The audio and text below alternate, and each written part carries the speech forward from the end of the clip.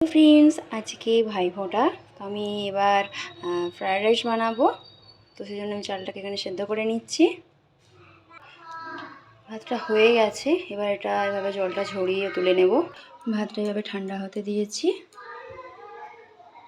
গ্যাসে কড়াই চাপিয়ে দিয়েছি। এবার দিয়ে দেবো সাদা তেল আর সামান্য পরিমাণে একটু ঘি দেব। দিয়ে গাজরগুলো ভেজে নেব। এই যে গাজরগুলো কেটে রেখেছি এভাবে লম্বা লম্বা করে, আর বিনস।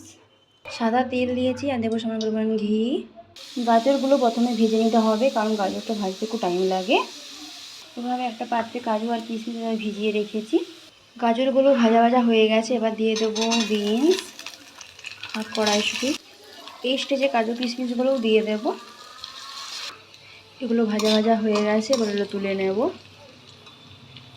ওই তেলে একটু ঘি অ্যাড করেছি। এবার দিয়ে দেবো এলাচ, লবঙ্গ, দারুচিনি আর তেজপাতা। এবার ভাতগুলো দিয়ে দেবো।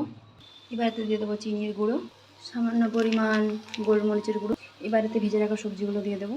এটা ভালো করে মিশিয়ে নিলেই আমাদের রেডি ফ্রায়েড রাইস। ভালো করে মিশিয়ে নিলেই আমাদের রেডি ফ্রায়েড রাইস। দেখো।